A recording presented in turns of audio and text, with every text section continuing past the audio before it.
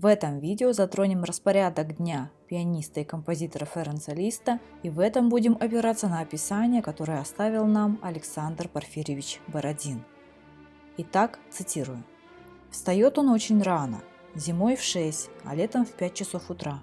В 7 часов идет к обедне, встанет куда-нибудь в уединенный уголок, нагнется и усердно молится. Чуждый всякого ханжества, отличающийся поразительно широкую веротерпимостью, еще недавно написавший второй вальс Мефистофеля, Лист в то же время человек не только глубоко религиозный, но и католик по убеждению. Возвратясь от обедни, Лист пьет 8 часов кофе, принимает своего секретаря-органиста Готшалька, толкует с ним о делах, а далее принимает и другие деловые визиты.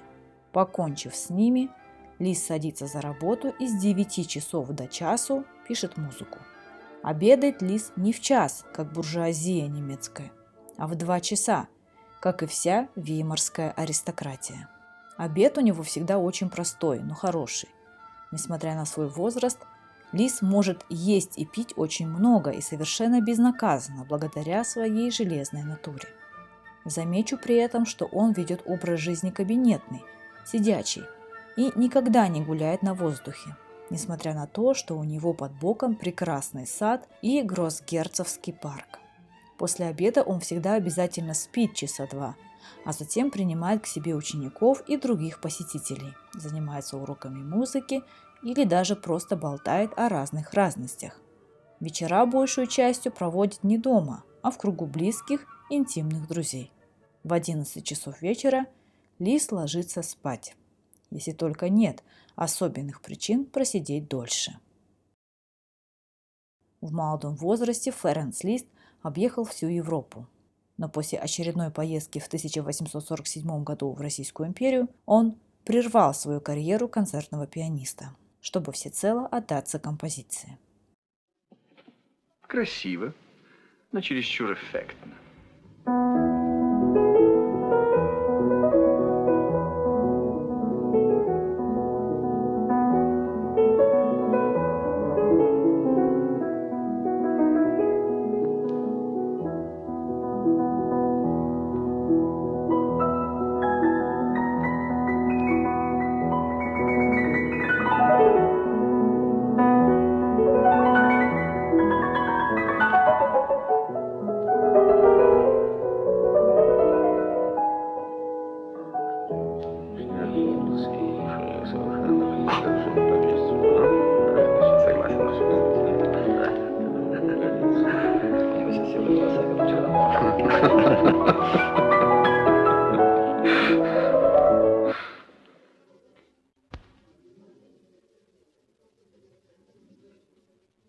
Почему вы не играете, Лист?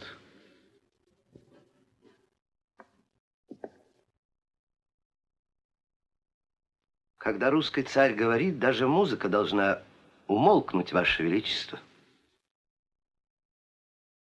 Он не отказывался вовсе от выступления, но они перестали носить систематический характер. Причина еще и в том, что вся эта листомания, обмороки экзальтированных дамочек, заискивания сильных мира сего уже до невозможности раздражали его, о чем он многократно писал друзьям.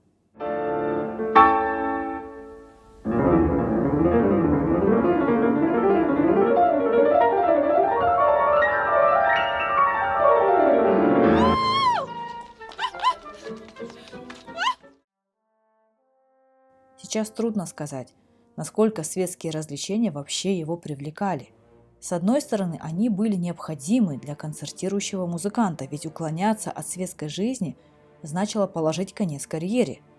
Но с другой стороны, творческий человек, находясь в центре внимания и не находя удовлетворения, испытывал скорее муки от общения с людьми, которые были не в состоянии понять его. Скорее поэтому, встречая в тех же салонах близких ему по духу Гюго, Берлиоза или Шопена, Лист старался сблизиться именно с ними, чтобы не чувствовать себя одиноким в море пустословов. Концертная деятельность никогда не являлась для него самоцелью, только просветительская миссия, популяризация новой фортепианной школы. Вот именно для этого и требовалось, чтобы его услышало как можно больше людей, и именно поэтому его интересовал успех у великосветской публики. Кстати, Лист был убежденным католиком, впоследствии принявший церковный сан, и одновременно являлся членом масонских лож. И в этом не было никакого противоречия. Лист не скрывал того, что является масоном, даже от Папы Римского. И еще дело в том, что между европейским масонством времен Листа и современным конспирологическим представлением о масонах большая разница. Ни о каких мировых заговорах и тому подобном тогда речи не было. Для Листа масонство являлось прежде всего благотворительной религиозной организацией, а требования масонов стремиться к нравственному обновлению жизни и верить в Бога отвечали его убеждениям. Спасибо, что посмотрели. Ставьте лайки, если информация оказалась для вас полезной и интересной. Подписывайтесь на мой канал, смотрите другие мои видео. Всем пока!